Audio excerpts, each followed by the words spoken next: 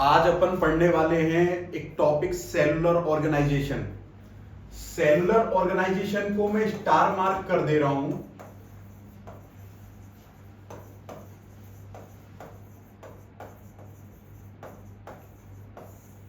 देखिए बहुत छोटा सा टॉपिक है सेलुलर ऑर्गेनाइजेशन। इसमें पढ़ा क्या जाता है वो बात सबसे ज्यादा जरूरी है। देखिए कोई भी लिविंग ऑर्गेनिज्म की अगर मैं आपको बात बताऊं तो सारे के सारे लिविंग ऑर्गेनिज्म जो बने हुए हैं ना बच्चों, वो सेल्स के बने हुए हैं या फिर सेल से प्रोडक्ट के बने हुए हैं, सेल प्रोडक्ट्स के बने हुए हैं। तो all the living organism are made up of cells and their products। जितने भी लिविंग ऑर्गेनिज्म दुनिया में बने हुए हैं बच्चों, या तो वो सेल्स के बने हुए हैं या फिर सेल्स के प्रोडक्ट्स के बने हुए हैं।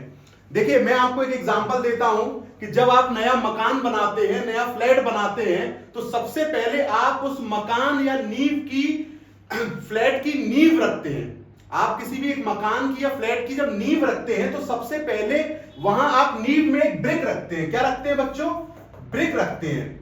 ये ब्रिक जो होती है, जो ईंट जो होती है, पहला जो एक सिंगल पत्थर जो होता है, जो सिंगल एक ईंट जो होती है, वही फाउंडेशन होता है उस मकान का। पहले आप एक ब्रिक रखेंगे, कुछ दिन बाद एक दीवार बन जाएगी पूरी, कुछ दिनों बाद एक रूम बन के आपके पास तैयार हो जाएगा, कुछ दिनों बाद एक 2 BHK बन जाएगा, फिर 3 BHK बन जाएगा, उसमें किचन भी बन जाएगा, वॉशरूम भी बन जाएगा, और एक दिन आपका पूरा का पूरा मकान रेडी हो जाएगा। इसी तरीके से जब हम किसी भी एक लिविंग ऑर्गेनाइजेशन को देखते हैं, लिविंग बॉडी के एक ऑर्गेनाइजेशन को देखते हैं, तो सबसे पहले मैं आपको बात बताऊं, उसमें जो फाउंडेशन जो बनता है, तो सबसे पहले उसमें सेल्स आते हैं। जब एक सेल से दूसरा सेल जुड़ता है तो वो टिश्यू का आकार ले लेता है, वो टिश्यू बन जाएगा। जब बहुत सारे टिश्यू एक दूसरे से जुड़ेंगे तो वो ऑर्गन बन जाएगा।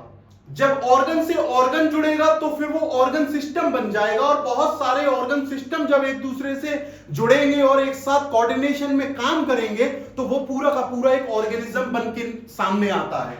देखिए ऐसे ही जब आप सेलुलर ऑर्गेनाइजेशन की बात करते हैं तो बात सेल से शुरू होगी, फिर सीधा टिश्यू तक जाएगी, फिर ऑर्गन तक जाएगी, फिर ऑर्गन से ऑर्गन सिस्टम तक जाएगी, और फिर पूरा का पूरा एक ऑर्गेनिज्म बनके हमारे सामने आ जाएगा। बोलो बात समझ आई या नहीं आई?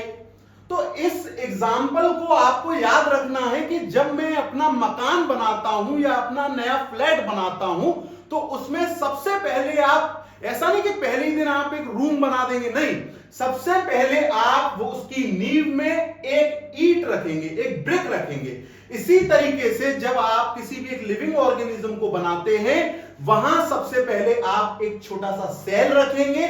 जब एक सेल से दूसरा सेल जुड़ेगा, दूसरे से तीसरा सेल जुड़ेगा, तब जाके वो टिश्यू बनेगा, और फिर टिश्यू से बहुत सारे टिश्यू जुड़ेंगे तो वो ऑर्गन बनेगा, ऑर्गन से ऑर्गन जुड़ेंगे तो ऑर्गन सिस्टम बनेगा, ऑर्गन सिस्टम से ऑर्गन सिस्टम जुड़ेगा तो ऑर्गेनिज्म बनेगा। बच्चों आपको भी पता है कि जो आपका हार्ट होता है और जो आपकी किडनी जो होती है, दोनों एक साथ फंक्शन करते हैं बच्चों। आपका हार्ट अगर ब्लड देगा ही नहीं, अगर पंप करेगा ही नहीं ब्लड, तो बताइए क्या किडनी फिल्टर कर पाएगी ब्लड को?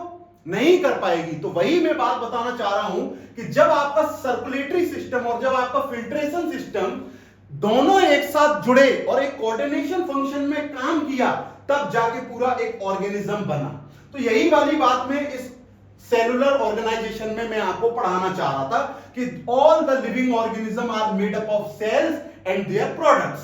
प्रोडक्ट्स क्या क्या हो सकते हैं बच्चों? देखो प्रोडक्ट्स तो जैसे अब सेल में जैसे एटीपी बनता है, एडिनोसिन ट्राइफॉस्फेट, CO2 बनता है, ये सब प्रोडक्ट्स हैं।